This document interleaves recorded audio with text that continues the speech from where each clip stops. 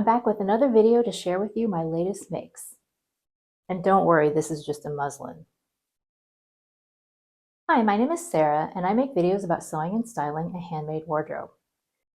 The first thing that I have to share with you is unfortunately a repair that went very, very wrong, and I don't have it on hand to show it to you anymore. I was trying to fix my Megan Nielsen Dawn jeans made out of a red corduroy. I think I made them in January or maybe late December last year, I can't remember. But I do know that at the time I was dealing with an injury, and so I wasn't at my best.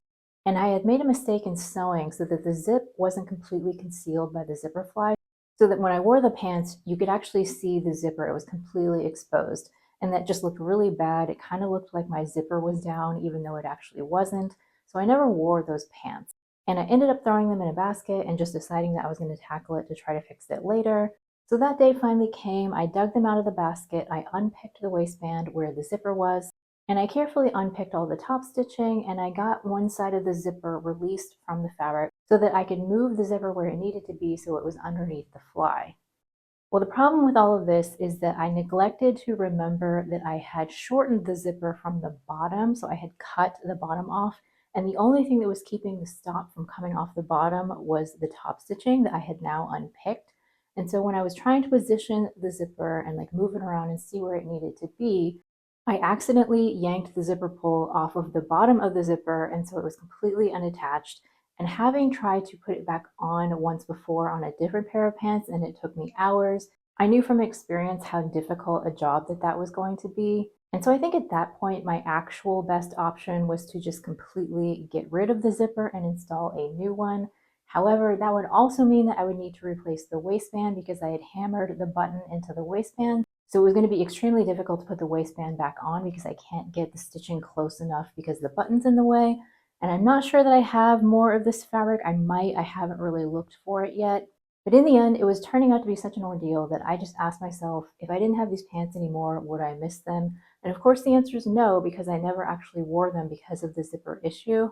So although it was a little bit sad because the pants actually did fit me pretty well and I do like them, it was just turning out to be way too much of a hassle to deal with for me. Maybe for some other people you would have persisted and you would have been willing to put in the work. But for me, it was just too much. And I was like, no, I just don't want to deal with this. I don't even like them that much. So I went ahead and decluttered them. They're already gone. And I'm a little bit embarrassed to even bring this up and share it with you, but I think it's really important when we're doing repairs and alterations to be honest about our experience, and not everything goes perfectly. If I'm going to share with you my successes, then I might as well also share my failures. And this one was a total failure, and so that garment is not in my wardrobe anymore, and I never got to wear it. But maybe someday I will make another pair of red corduroy trousers, but this just wasn't the one. The next item I have to share is thankfully one that was much more successful. These are the Mystik spiral socks. It's one of my favorite sock patterns. It's kind of a greatest hit in my collection, but I haven't knit it for quite a few years. These are a women's size 9 socks, and the yarn that I used is mustache yarn. It's their sparkle base. I'll come a little closer. Hopefully you can see that the yarn is a little bit sparkly. And I used size 1 2.25 millimeter needles. I knit these one at a time. This pattern has you knit the socks from the toe up, and I did a short row heel with a mini heel flap and gusset. This sock pattern is just really fun because you do these little lines here with short row shaping, and it's just a really unique and fun pattern to use with self-striping yarn.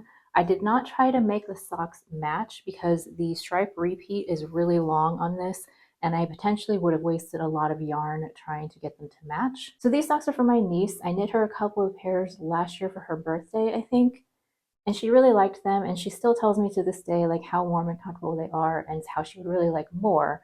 So for Christmas this year, I'm going to knit her 3 pairs of socks, and this is the first one. Mostly, I'm just really excited to be able to knit socks again because I personally have so many socks that I don't need anymore. The same is true for my husband and for many of my other family members. So I'm kind of running out of friends and family to knit socks for, and it is my absolute favorite project to knit. So I'm so happy that she requested some more socks, and I'm very happily going to knit them for her. And this was just the first one. She really likes pink and black, so I think that she will really enjoy these. And I enjoyed every minute of knitting these socks. It was just a really fun, relaxing project. So that's what I've been knitting recently. So let's take a quick time out and I'll share with you what I am wearing. This is my denim Hampton jean jacket. Underneath this is the Maison Fauve pompon vest. And then my striped t-shirt is just one from Amazon that I bought several years ago. I did shorten it, and I also shortened the sleeves. The skirt is a suede blank NYC, and I'm currently debating whether or not I should declutter this one because it's a little bit tight across the thighs. But at least right now I'm kind of thinking that it's okay. Then I just have on some wool blend black tights and my Doc Marten Oxfords, and I'm carrying my Coach quilted tabby bag. So the last time I asked this question, I got some really good responses, so I'm hoping to get some more from you guys. I'm looking for book recommendations. I like to read fiction and nonfiction. I'm getting close to finishing the book that I'm currently reading and just looking for something else to check out from the library. So if you've read anything good lately, please let me know in the comments what that is. Just to share with you the book that I most recently finished, it was The Menopause Manifesto by Jen Gunter. I'm rapidly approaching that age, and so I just wanted to be a little bit better informed, and I do think the book was really good. I will admit that I got a little bit scared just because of all of the things that come with aging, not just about menopause, but many other things. But I do really like that in the book, she provides a lot of interesting history as well about when the science was developed and how we know the things that we know today. And so I do think it was a really good read. And if you're in your 40s or beyond, I do highly recommend reading the book. So the final thing that I have to share with you is related to this lady right here. Just so you know, this is a display dress form, so it's not my size. So whatever I put on here is not going to fit the way that it fits on me. But if you're a regular viewer, then you would have seen my video where I was talking about the next project on my to-do list, which was a pinafore dress. I had been looking at 2 different patterns, and I think I forgot to mention in that video, but I had planned to make both patterns a little bit more fitted at the waist because I don't like the style of pinafore dress that's either like just a tube like straight down or the ones that are like super A-line shaped and just flare out. Neither of those look really good on me because I am very straight up and down, so it just makes me look like a block in that kind of silhouette.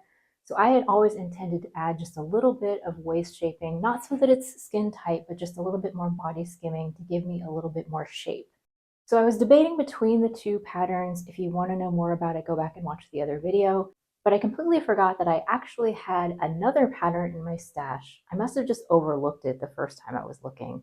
It was really a lot closer to what I was wanting in the first place, and that is the Jennifer Lauren Handmade Dulcie Pinafore.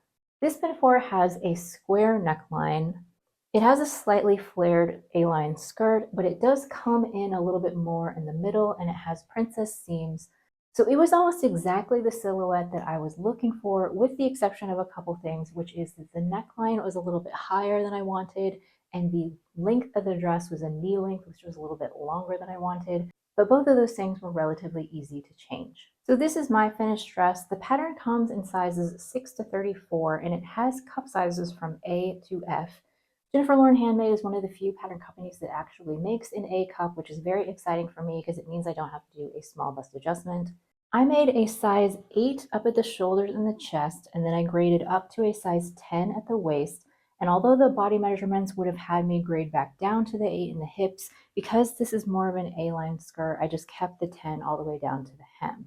I also did a broad back adjustment just to give a little bit more space for my upper back. I did do a couple of design changes, which I talked about, which is I dropped the neckline 1 1/4 inch because I just wanted it to be a little bit deeper so you could see more of the top that I'm wearing.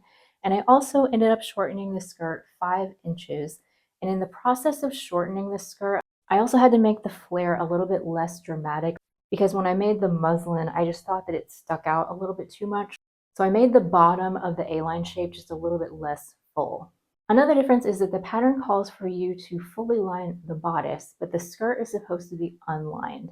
And I knew that I was going to want to fully line my dress because the fabric that I used is a wool flannel suiting that I got from Fabric Mart. And I just knew that if I didn't line the skirt, that it would stick to my tights and there would be a lot of friction. And so I really needed to line the entire dress.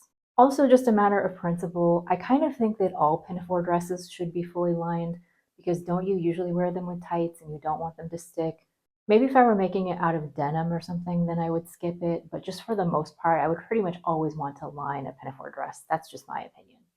Now, because my dress is fully lined, I did have to change the order of construction a little bit just so that I could put everything together the right way. And I also made a change in that this pocket construction here is supposed to be completely made out of the flannel. But because my fabric was just a little bit on the thicker side, I was worried that it was going to be too bulky. So instead, I actually went ahead and drafted a facing and then just put the facing on top of the lining fabric so that I could construct the pocket out of lining, but it wouldn't show on the actual garment. You also have the option to either understitch or do top stitching, and I chose to do top stitching with an actual top stitching thread. So it is a little bit thicker. I don't know how well you're actually gonna be able to see it because it's black, but I did use top stitching thread. Now, when it comes to the lining, I used a silk hebo tie that's been in my stash for literally 15 years. And your eyes are not deceiving you, it is in this navy color. I didn't have anything black in my stash, and I know that some people in my other video has suggested using a bright colored lining, which I do think would be fun theoretically, but I really was worried because there's no facings on this that the lining might show. So I wanted something that would be as close as possible to the exterior fabric, just so you wouldn't see any weird colors popping out. I did use this silk hebo tie instead of buying something new because right now I'm on a no-buy and I am trying really, really hard to use up what's already in my stash. So even though the navy is not a perfect color match because it is a lining, I feel like it's not that big of a deal. And I was glad to finally use this fabric. I had originally bought it to use as a lining for a dress that I was going to make because I was the maid of honor in my friend's wedding, and then time got away from me and I never ended up making that dress. I actually still have the exterior fabric that I had bought for that dress. I think I have like 3.5 yards of silk shantung in my stash. So if you have any ideas of what to do with 3 yards of silk shantung, please let me know. Something that's not a fancy dress. But anyway, at least I was able to use up the lining and get it out of my stash after so many years. One thing that I do need to say about this fabric is that it was an absolute freaking nightmare to work with. Now, the wool flannel that I got from Fabric Mart, it was a dream to sew. It behaved itself so beautifully. It pressed wonderfully. I used my clapper. I got really beautiful seams. It top stitched nicely, but the silk was just the complete opposite. So it was a very, very thin fabric. And the main problem that I had with it is it just wanted to stretch out of shape all the time. So for example, this waistband piece here is just a straight rectangle.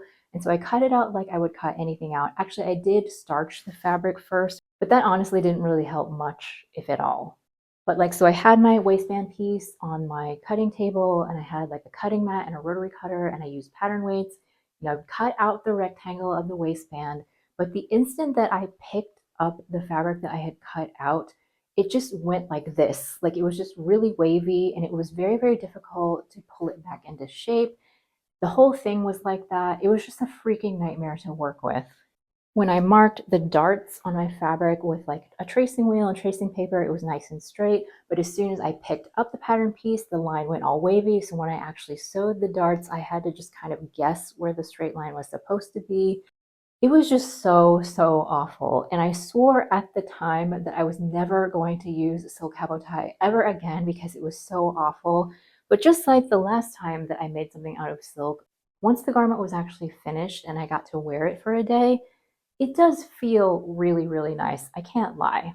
It just glides over the body and like it doesn't stick to tights and it does feel really, really nice. And even though this is maybe a little bit sloppier than I would like, it is a lining, it is on the inside, you don't really see it. I'm probably not going to go out of my way to buy more silk hebo tie in the future because it is expensive.